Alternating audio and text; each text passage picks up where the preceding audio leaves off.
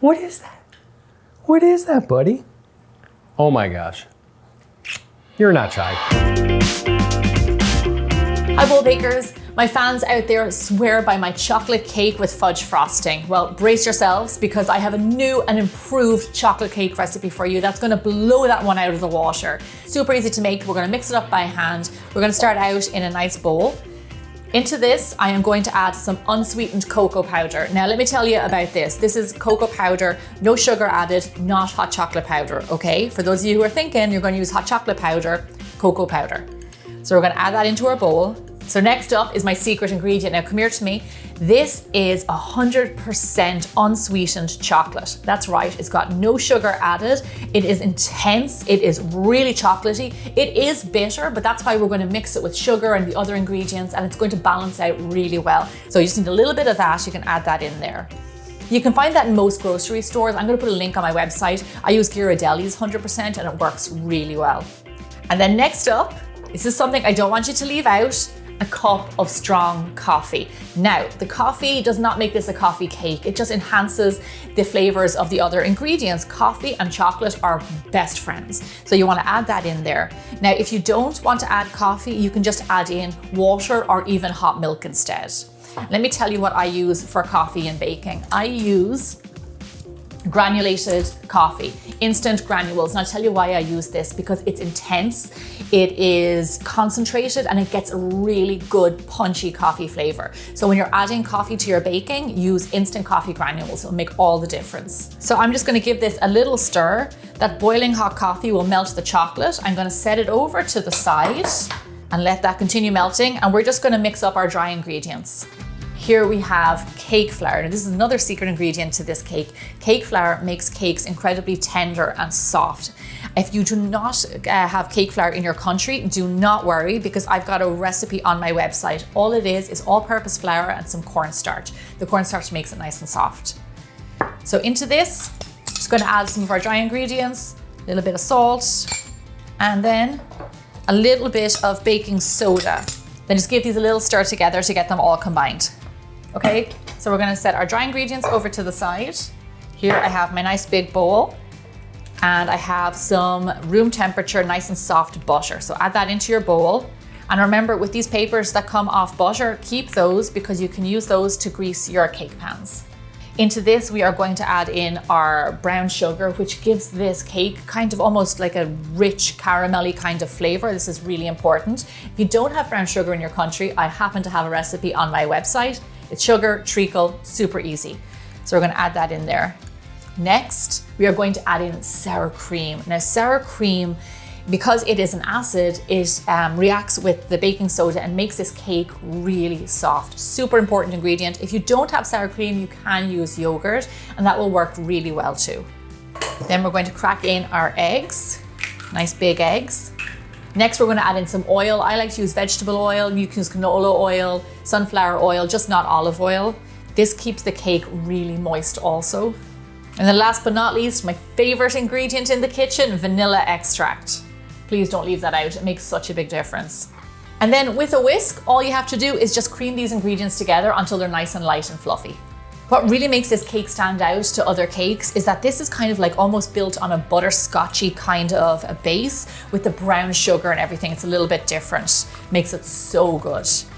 And you know, I know somebody who is going to absolutely love this cake, so hopefully he comes in for a taste test later. Okay, it's all combined, looking good. Now into this, we are going to add in our cooled down chocolate mixture. Then go ahead and add in your dry ingredients. So once the flour goes in there with your whisk, just gently bring the cake together. You don't want to overmix it because it can toughen your cake. Get rid of those streaks of flour. Don't be tempted to keep mixing. And then we're done. Oh my gosh, this smells and looks amazing. So this is our cake batter. I'm going to get my cake tins. Here I have two 9-inch tins. You can also use 8-inch tins if you want. They are buttered and lined, and I'm just going to divide my batter between the two. Give the tins a little shake to make them even out, and then get these guys into the oven. So while our cakes are in the oven, we are going to get started on our frosting, which isn't technically a frosting, it is whipped ganache. So it is cream, chocolate, butter. It's absolutely delicious, really decadent, and it just sets this cake to a whole other level. So here I have a nice big bowl of chocolate. Over this, I am going to pour some hot cream. Now I use heavy whipping cream because you're going to need this to thicken. So any cream that you use for whipping, around 36% fat content. So now what you want to do when you make any kind of a ganache is you let this sit, you don't stir it, let it sit for around 10 minutes, let the chocolate melt by itself, and then we're gonna come back to it. So it's been 10 minutes, and as I'm stirring, I can see that all my chocolate is melted and the chocolate has actually cooled down the cream, so that's great. So here's what we do. We need to get this to a nice kind of a thick consistency. It needs to go cold to do that. So what I'm going to do is pop this into the fridge, let it cool down, and every maybe 15, 20 minutes, give it a bit of a stir. When it starts to get to the consistency of chocolate pudding, that's when you want to take it out of the fridge. That's when it's almost ready. So this is cooled down and it's starting to thicken. So I'm going to add in some room temperature, nice soft butter, and we're just going to whisk that in. Whip it up until it gets nice and thick. The kind of consistency that you want to frost a cake with. So the frosting does take some time, so while you're making it, your cakes will be out of the oven.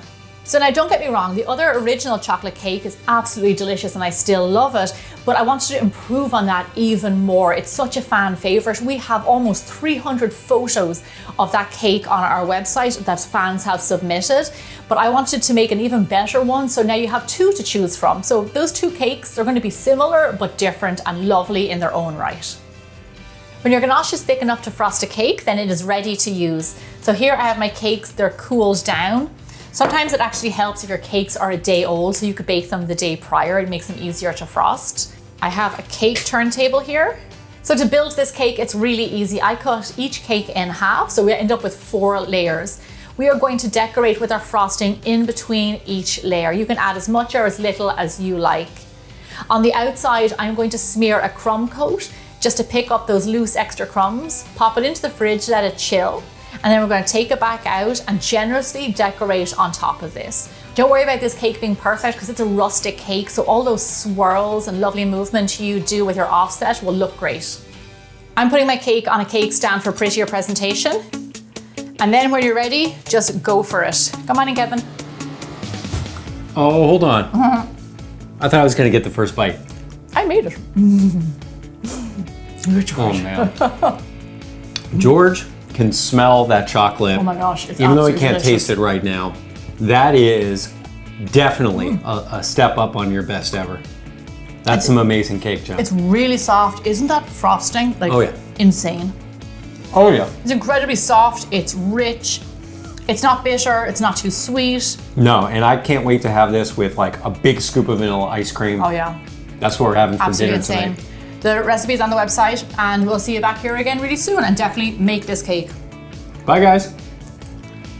You want some cake? Oh, it's just so soft. Oh yeah.